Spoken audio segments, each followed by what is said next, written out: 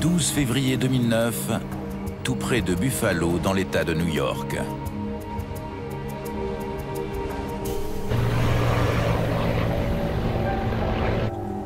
Train sorti. Lock actif. Train sorti.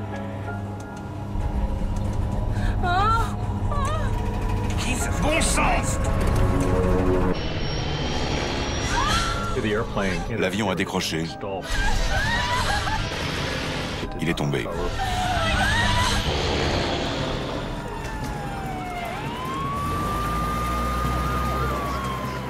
C'était l'une des scènes les plus horribles que j'ai jamais vues.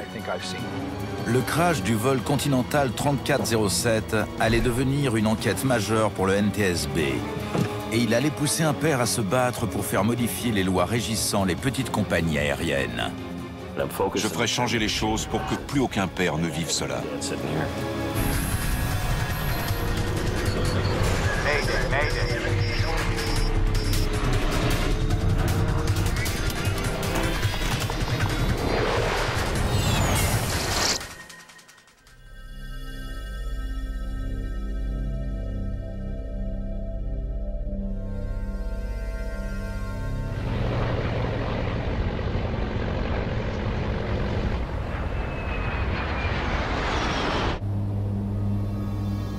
Le vol régional Continental 3407, opéré par Colgan Air, relie Newark dans le New Jersey à Buffalo dans l'État de New York.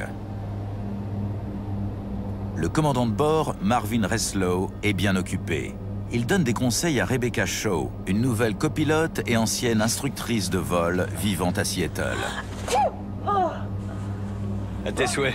Elle fait partie de la compagnie depuis tout juste 1 an et elle doit décider si elle veut devenir commandant de bord. Je ne sais pas quoi faire de cette promotion. Ça dépend où on m'envoie. Dis-toi bien une chose. Évidemment, si tu voles sur Q400, tu gagneras moins. Oui. Mais ce sera peut-être plus facile d'acheter une maison et de gérer ton temps. La jeune femme a suivi une formation de copilote sur l'appareil dans lequel il se trouve. Un bombardier Q400 de fabrication canadienne. C'est un bimoteur à turbopropulseur apprécié des compagnies régionales. La soirée des 45 passagers a été longue. Leur avion a été retenu 2 heures à Newark. Un retard bien plus long que la durée de leur voyage. Le vol 3407 se dirige vers le nord-ouest en survolant le nord de l'État de New York. Le trajet ne dure que 53 minutes. La visibilité est mauvaise. Et on annonce de la neige et un vent modéré à Buffalo. De l'eau, s'il vous plaît. Elise Kausner est étudiante en droit à la Florida Coastal School of Law de Jacksonville, en Floride. Elle vient voir sa famille à Buffalo. Elle avait 5 neveux et nièces. 2 de ses neveux avaient une fête à l'école et ils voulaient inviter tante Ellie. Elle revenait dès qu'elle pouvait. Elle nous a appelés de Newark, Salut. de la salle d'embarquement. Ça fait plus de 2 heures. Elle était furieuse d'être en retard. Mesdames et messieurs, ici votre copilote. Il semble que nous soyons actuellement à environ 10 ou 15 minutes de notre destination. Le temps à Buffalo est plutôt brumeux et il neige légèrement. Veuillez rester assis pour que le personnel de bord puisse préparer la cabine pour l'atterrissage. Merci. Colgan 3407, descendez et maintenez 2300 pieds. Ici Colgan 3407. Nous descendons à 2300 pieds. Faisons la checklist de descente. Et dans la foulée, la checklist d'approche. Bien. Curseur.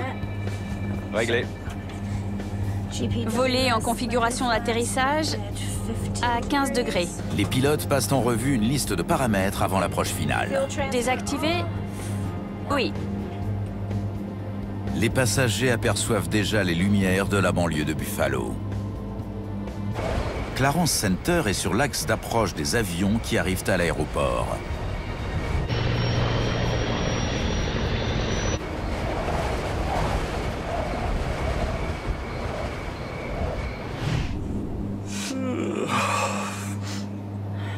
Train sorti. Lock actif. Train sorti. Volet à 15. Les volets augmentent la portance et permettent à l'avion de ralentir jusqu'à sa vitesse d'approche finale.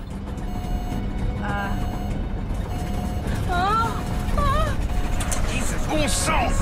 Soudain, le manche se met à vibrer. Le Q400 devient incontrôlable.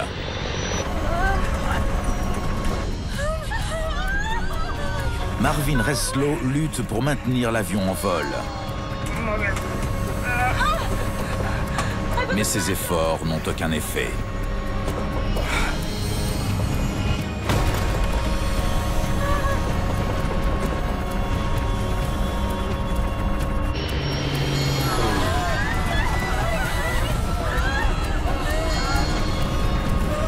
Ah, c'est pas vrai!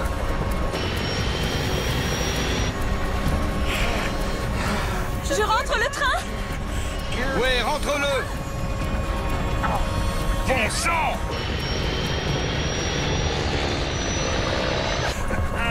On tombe!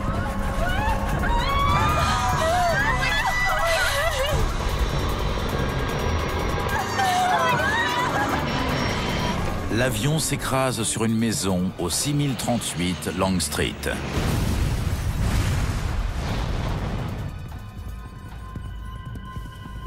Au contrôle aérien de Buffalo, le vol 3407 disparaît des écrans radars. Est-ce que vous avez Colgan Air? Indicatif? Colgan 3407.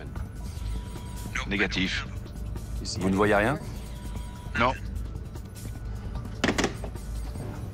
Bon. Prévenez les pompiers.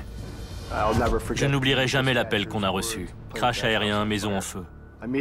J'ai aussitôt enfilé mes chaussures et ma veste. J'ai grimpé dans mon camion et je me suis engagé dans l'allée. Les pompiers n'ont pas à aller loin.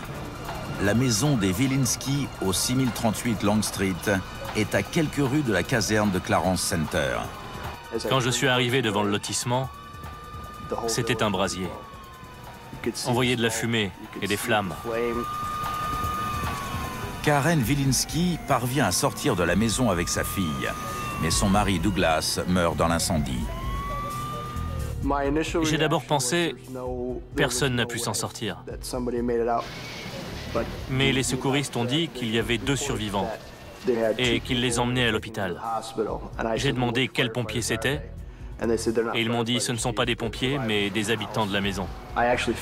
J'ai dû aller voir moi-même dans l'ambulance pour y croire. Les pompiers n'ont jamais vu une telle fournaise. Ça vous est arrivé d'être à 1,50 m d'un feu de joie et de ne pas pouvoir tenir? Eh bien, ça faisait la même impression, mais à 30 mètres de distance. Les flammes faisaient une hauteur incroyable, sans doute à cause du kérosène. Et la zone des débris était très étendue. C'était un spectacle vraiment horrible. On vit dans la ville où l'avion est tombé. En rentrant d'un match de football, mon fils est passé devant les lieux de l'accident et il m'a appelé pour me prévenir. On n'a pas pensé une seconde que c'était l'avion d'ennemi. Le vol 3407 s'est écrasé 8 km avant l'aéroport de Buffalo. Les 49 passagers et membres d'équipage sont morts, y compris le commandant de bord Marvin Reslow et sa copilote Rebecca Shaw. Mais le bilan aurait pu être beaucoup plus lourd. Quand on imagine une maison qui a reçu un avion sur le toit, plus de maison, plus d'avion à part la queue, on se demande par quel miracle le lotissement n'a pas été entièrement rasé. Mon fils a rappelé pour nous dire que c'était l'avion d'Ellie et qu'il n'y avait pas de survivants. Ma femme a hurlé et s'est effondrée. Chris a dit qu'il ne l'avait jamais entendu crier comme ça. C'est là qu'on a su qu'Ellie était morte, dans les 3 quarts d'heure qui ont suivi l'accident.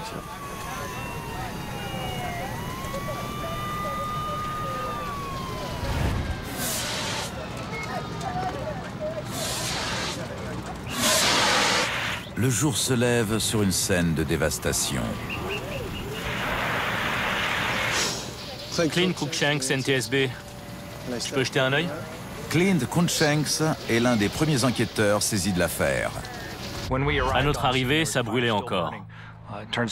Une conduite de gaz s'était rompue dans la maison. Les pompiers éteignaient le feu et ils repartaient au bout de 2 minutes. C'est l'un des spectacles les plus horribles que j'ai jamais vus.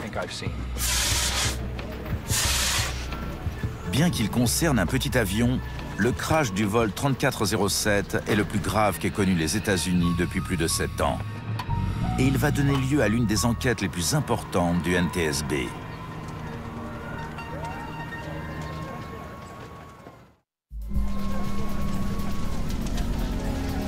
Sur les lieux de la catastrophe, l'incendie continue à faire rage, empêchant les enquêteurs d'inspecter l'épave.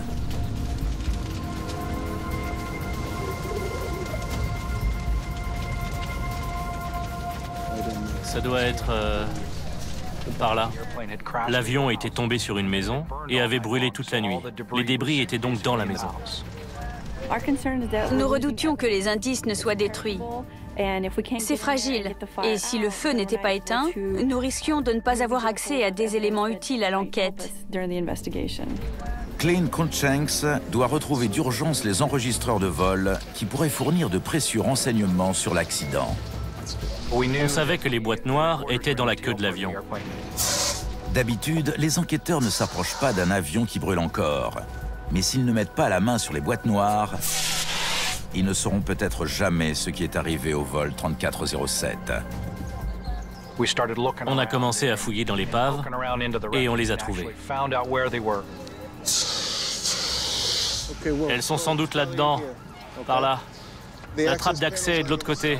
On va devoir faire un trou ici, d'accord? Les pompiers nous ont donné une scie. On a découpé le fuselage. Et on a pris les enregistreurs. Et voilà, tiens. Au grand soulagement de chacun, les boîtes noires sont intactes. Ensuite, on les a expédiés par avion à notre siège, à Washington, D.C.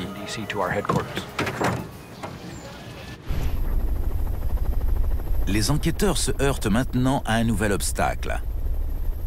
Le peu qui reste de l'avion est totalement mélangé avec des restes humains et des débris de la maison. Tout a brûlé et s'est déposé dans le sous-sol. On a dû creuser dans 3 mètres de débris pour récupérer tous les morceaux de l'avion. Les autorités se demandent comment trouver un indice exploitable dans un tel chaos.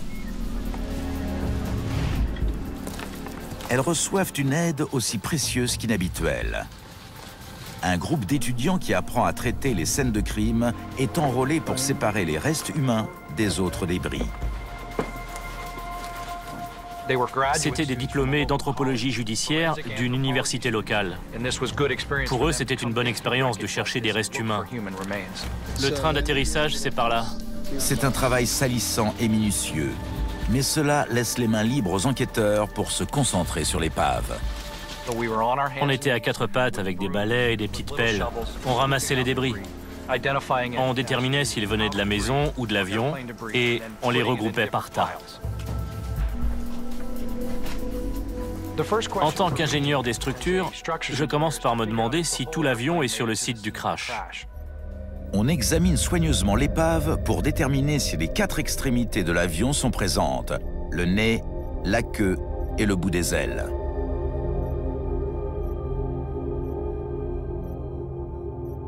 Si on trouve les 4 extrémités, c'est qu'il n'y a pas eu de désintégration en vol et qu'aucune pièce ne s'est détachée en provoquant l'accident.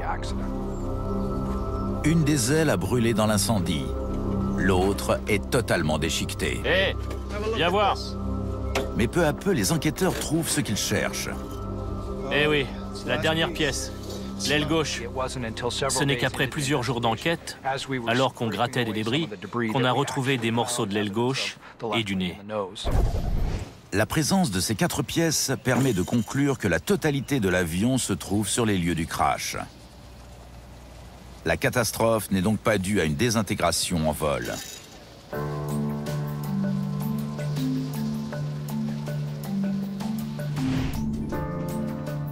Le drame du vol 3407 est examiné à la loupe dans les bureaux du NTSB à Washington.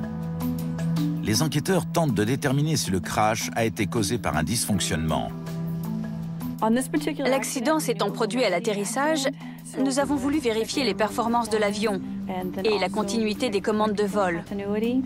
Cette tâche incombe en grande partie à Scott Warren.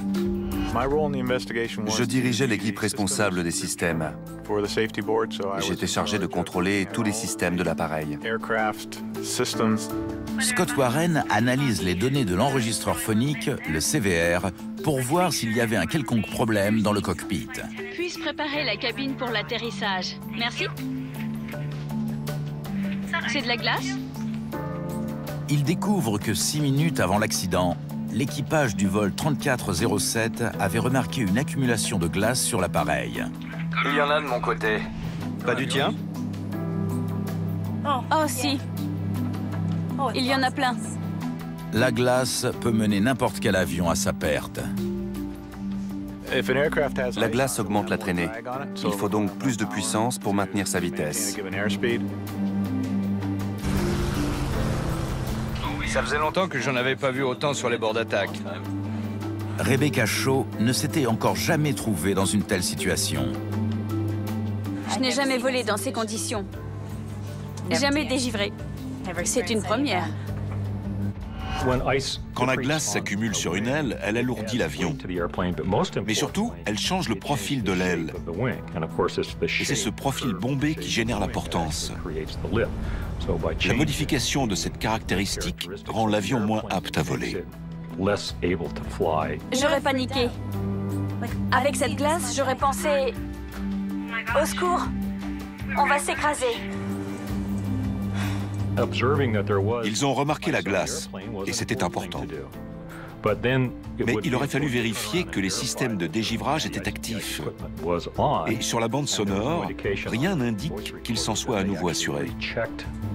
Voler à 15. L'enregistreur phonique révèle qu'une poignée de minutes seulement après que l'équipage a repéré la glace, le vibreur de manche s'est mis en marche pour avertir que l'avion allait décrocher, c'est-à-dire tomber en chute libre. Et c'est précisément ce qui s'est passé un instant plus tard. On tombe! On sait qu'il y avait du givre. Le tout est de savoir s'il y en avait assez pour mettre l'avion en danger. La glace est maintenant le suspect numéro 1 dans le crash du vol 3407. Si c'est la glace, prouvons-le. On était tous persuadés que c'était dû à la glace. On disait, voilà la cause de l'accident. On a juste à vérifier que ça colle avec les quelques aspects clés du givrage et on est bon.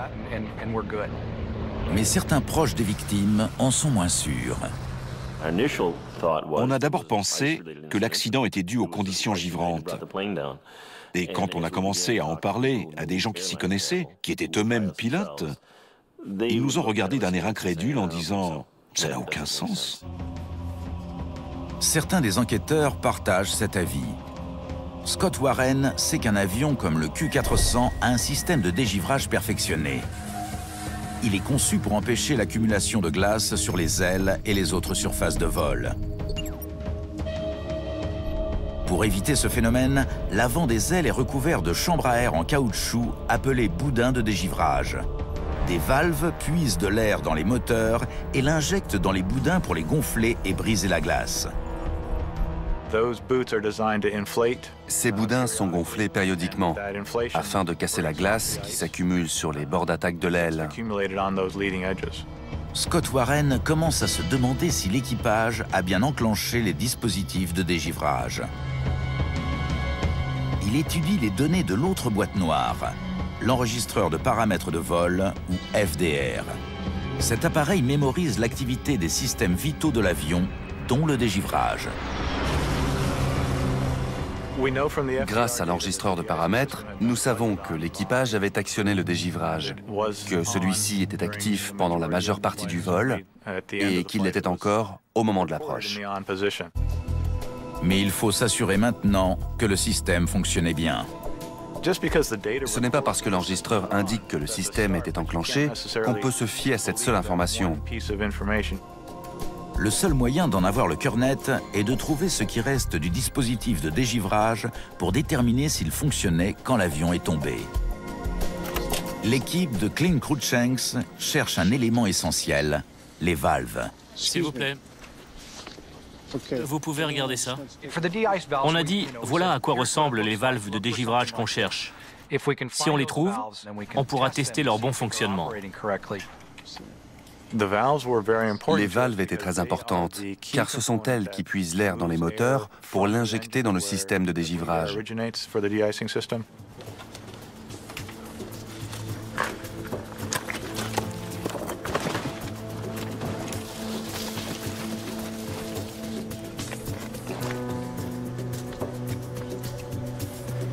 Parfait. Encore 5.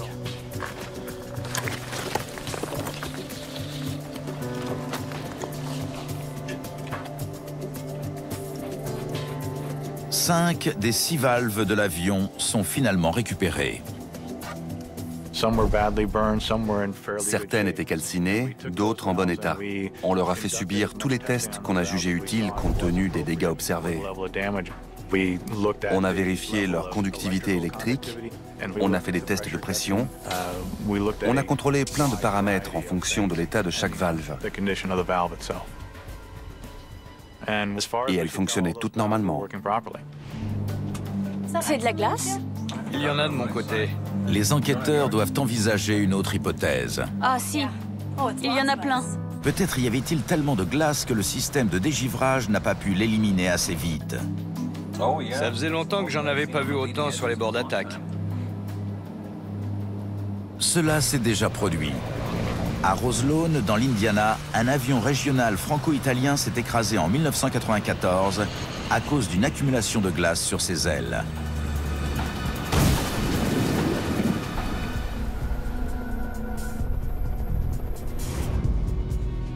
En calculant la puissance que l'avion devait fournir pour maintenir sa vitesse, les enquêteurs parviennent à une conclusion surprenante. L'avion volait comme s'il était couvert d'une quantité de glace relativement faible et tout à fait gérable. RAS. Pas de surcharge, rien d'excessif. Si ce n'est pas la glace qui a fait décrocher l'appareil, c'est forcément autre chose.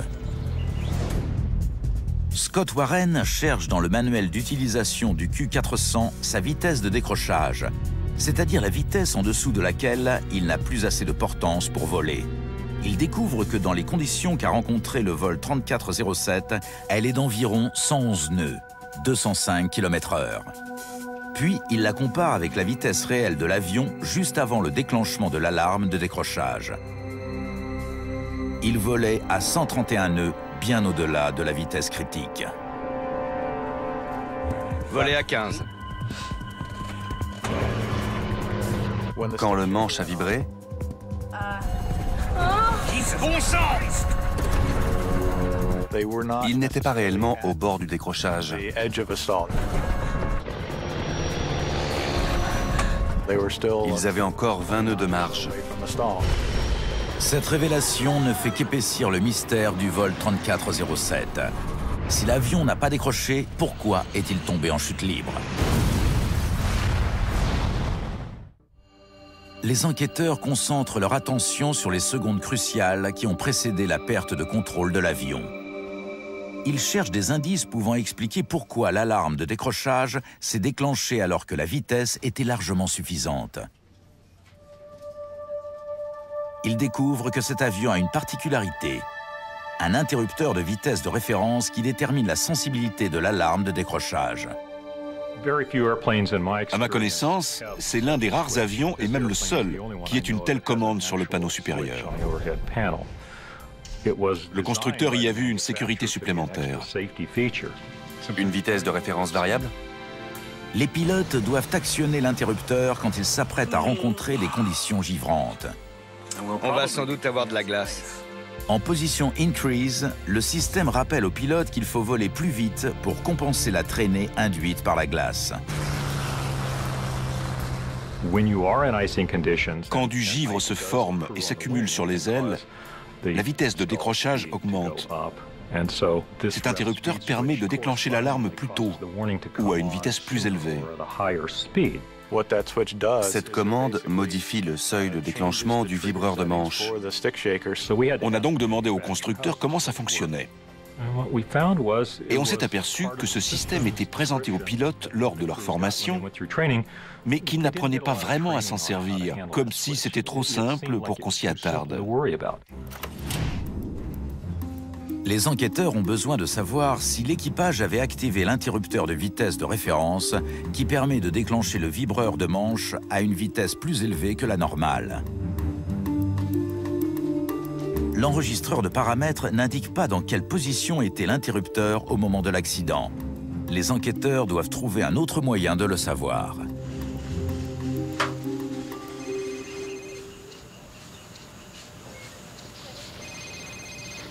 Allô? Clint Cruikshanks reçoit une nouvelle consigne. Bon, je vais voir ça. Il doit retrouver le panneau du système de dégivrage du Q400 sur lequel se trouve l'interrupteur de vitesse de référence. Et comme il était dans le cockpit, la tâche s'annonce difficile. Le nez de l'avion a été calciné en grande partie.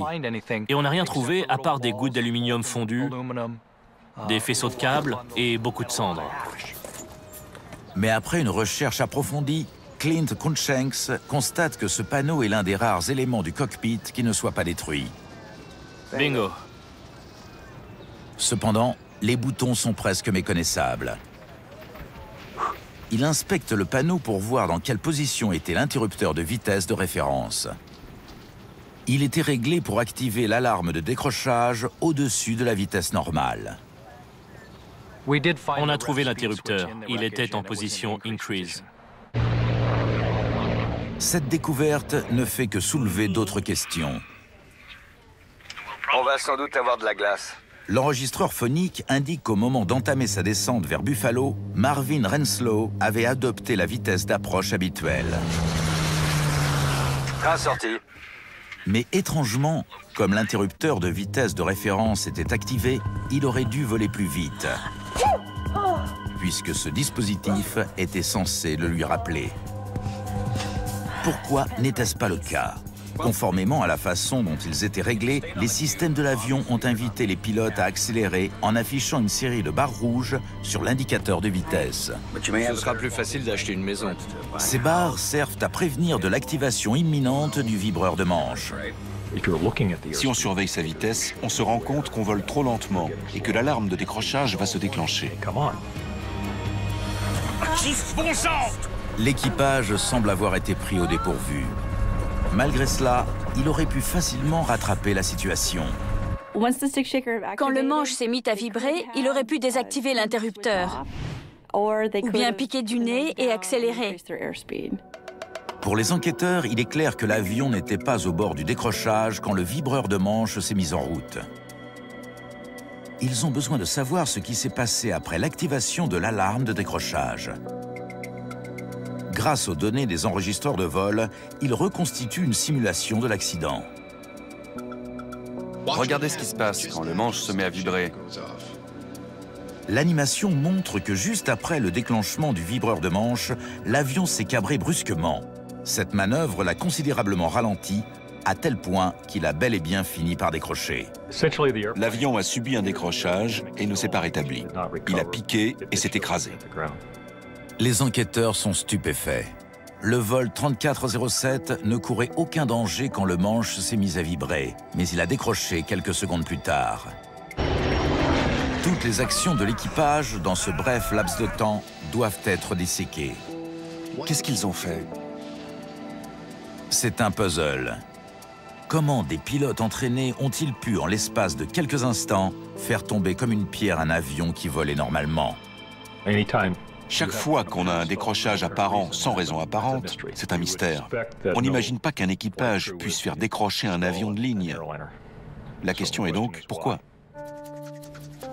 L'enquête se concentre maintenant sur les pilotes, et plus particulièrement sur leurs gestes pendant les secondes cruciales qui ont suivi le déclenchement de l'alarme de décrochage.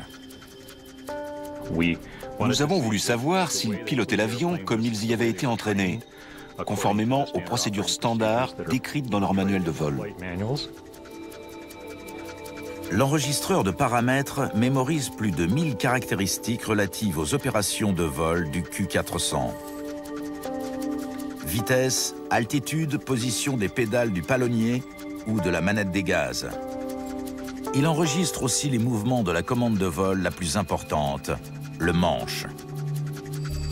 Les pilotes l'actionnent pour modifier l'inclinaison des gouvernes de profondeur et des ailerons qui servent à diriger l'avion. L'enregistreur de paramètres ne garde pas seulement en mémoire la position du manche, mais également la force qui lui est appliquée. Le FDR enregistre la position des commandes grâce à des capteurs situés dans la colonne du manche et dans le volant.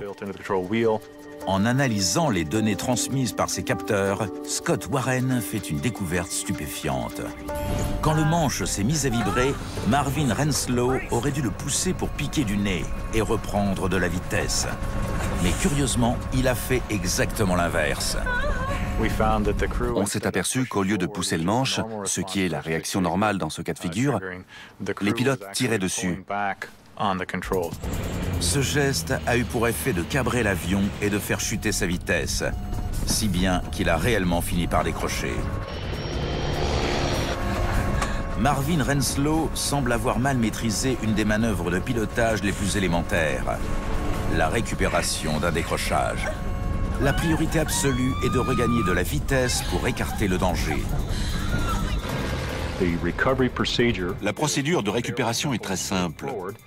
Il faut pousser le manche et mettre plein gaz. Si à un quelconque moment, le commandant de bord avait poussé les commandes de vol, il aurait eu de bonnes chances de se rétablir rapidement. D'après ce qu'on sait, ce décrochage était récupérable en toutes circonstances. L'avion n'aurait pas dû tomber. Les enquêteurs découvrent aussi qu'en essayant d'aider le commandant de bord, la copilote Rebecca Shaw a involontairement aggravé les choses. Volets rentrés! Elle a rentré les volets, réduisant du même coup la portance qui était déjà précaire. Si elle avait dit « on décroche, augmenter les gaz et piquer du nez », l'avion aurait pu se rétablir. Humainement, c'est dur d'admettre que ça s'est passé comme ça et que ça a mené à la catastrophe.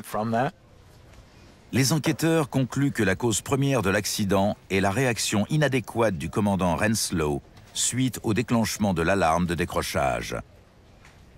Le problème venant plus d'une erreur de l'équipage que d'une défaillance mécanique, on fait appel à Evan Byrne, spécialiste en performance humaine.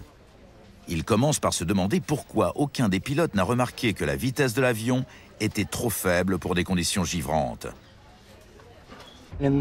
Dans cette affaire, des signaux indiquaient clairement que la vitesse diminuait. Et le commandant de bord n'en a pas tenu compte. Evan Byrne écoute l'enregistrement sonore pour tenter de comprendre les raisons de cet oubli. Exact. Et puis tu pourrais passer du temps chez toi avec ton mari. Il constate que les pilotes ont discuté pendant tout le vol et que leur conversation s'est poursuivie pendant la phase d'approche. C'est une violation de la règle dite du cockpit stérile, qui interdit toute conversation superflue lors des phases critiques du vol. Tu seras promu dans 6 mois. Bla bla bla. C'est simple.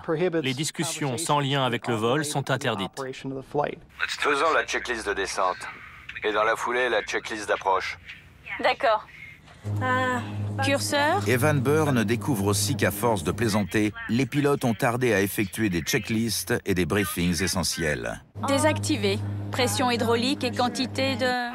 Distraits, ils n'ont sans doute pas vu la barre rouge indiquant qu'ils volaient trop lentement par rapport aux conditions pour lesquelles l'avion était configuré. Activé. Checklist effectuée. Ça roule. Quand les équipages dévient des procédures opérationnelles standards, effectuent les checklists en retard ou ne font pas les appels nécessaires, ils courent plus de risques de commettre des petites erreurs d'inattention et d'être surpris en cas d'événements imprévus auxquels ils doivent réagir. L'évidence s'impose. Les pilotes du vol 3407 étaient totalement déconcentrés tout au long de l'approche. Il est entré pendant l'entretien et il a dit « Vous serez promu dans 6 mois ». Ils ne se souvenaient plus avoir activé le système qui leur rappelle de voler plus vite que d'habitude. et ils n'ont pas vu les barres rouges indiquant que leur vitesse était trop faible pour des conditions givrantes. Enfin, le commandant Renslow a mal réagi à l'alarme de décrochage, scellant le sort de l'avion. Evan Bourne se demande ce qui a bien pu conduire un équipage entraîné à commettre de tels faux pas. Ça viendra. La bande sonore lui apporte un indice. Ah, pardon.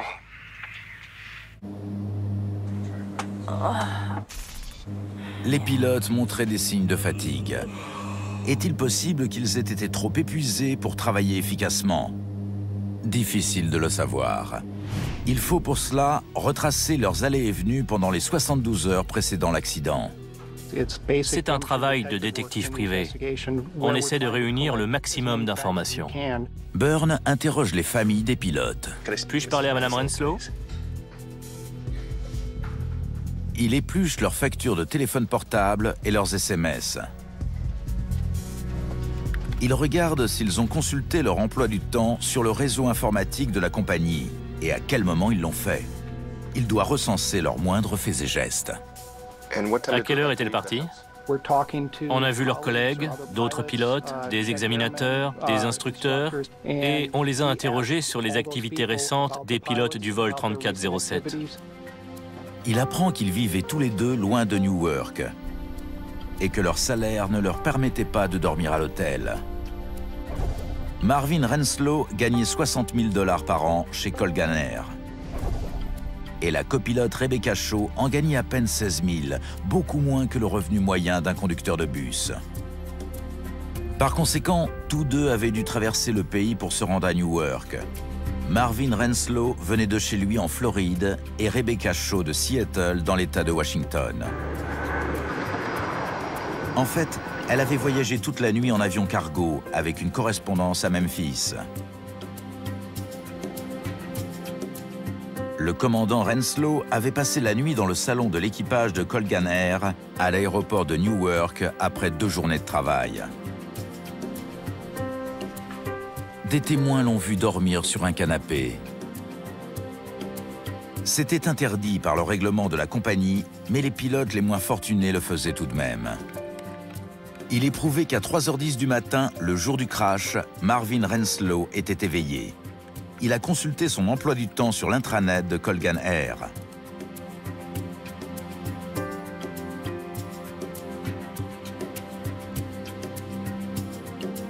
Vol pour Buffalo. À 7h29 du matin, Rebecca Shaw a envoyé un SMS à son mari pour le prévenir qu'elle était bien arrivée à Newark. Chérie, c'est moi.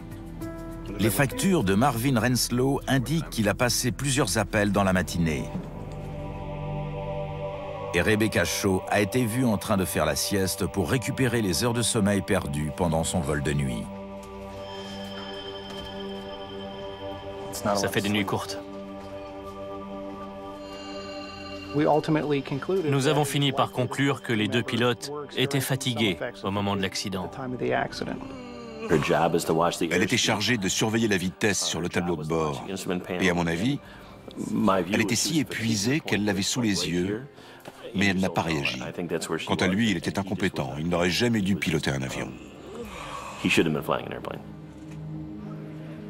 Ces révélations poussent John Costner à militer pour des changements dans le secteur aérien. Il sensibilise le législateur et l'opinion publique sur la nécessité d'améliorer les règlements auxquels sont soumis les pilotes des compagnies régionales. C'est écrit « Nous soutenons le combat des familles de victimes pour la sécurité aérienne. C'est ce qu'ont fait ces parlementaires et nous leur en sommes reconnaissants. » Il va plaider sa cause jusqu'à Washington, D.C. Il fallait agir. Alors on a milité à Washington toutes les semaines ou toutes les 2 semaines. On y est allé des dizaines de fois. Et les familles se sont tout de suite soudées. On assistait aux séances en disant « Voilà ce qu'on peut faire ». Le crash du vol 3407 a attiré l'attention du monde entier sur un problème de sécurité grandissant. Les familles des victimes vont contribuer à écarter cette menace. L'accident du Q400 de Colgan Air a mis à jour de nombreux défauts dans la réglementation sur les compagnies régionales. Ces petites compagnies assurent aujourd'hui la moitié des vols passagers aux États-Unis. Leurs pilotes sont souvent plus jeunes, moins expérimentés, moins bien payés et ils travaillent plus longtemps.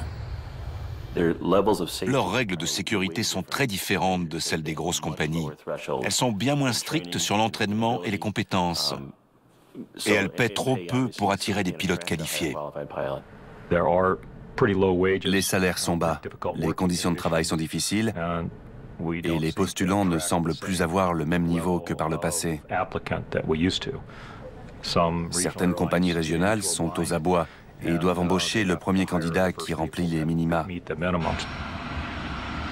Aux États-Unis, sur les 7 accidents mortels d'avions de ligne survenus lors des 10 dernières années, 5 concernaient des compagnies régionales. Par exemple, le crash du vol Delta Airlines 5191 en août 2006, qui a fait 49 morts après que les pilotes ont décollé de la mauvaise piste.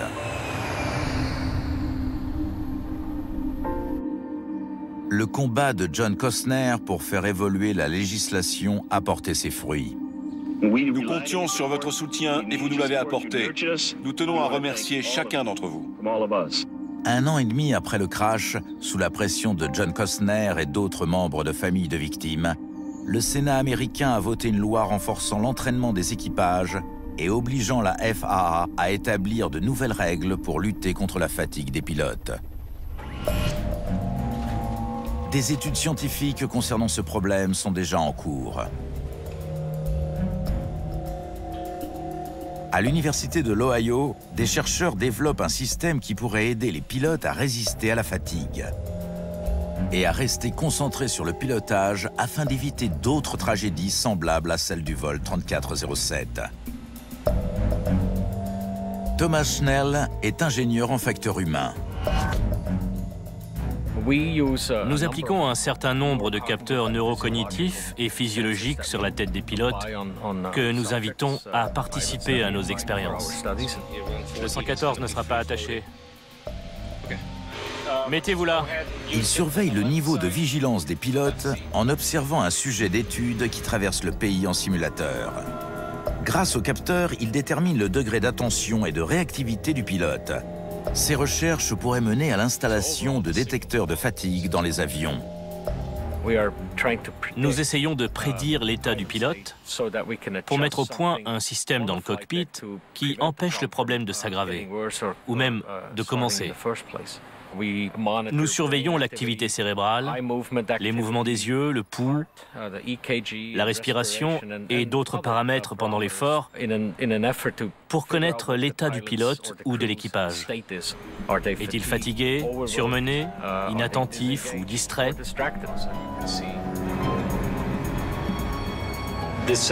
Dans cette partie du trajet, ils sont vraiment somnolents. On peut lire une certaine lassitude dans leur regard.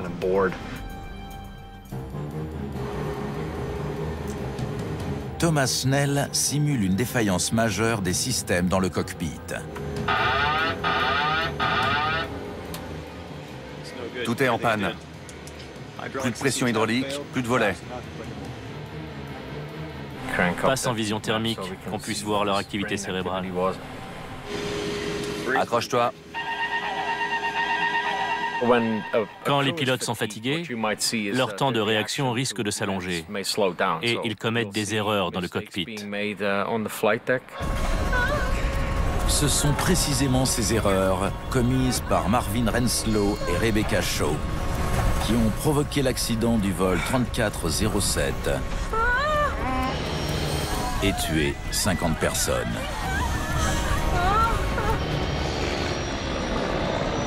Ce drame n'aurait pas dû arriver. C'était prévisible, évitable, et ça se reproduira si rien n'est fait.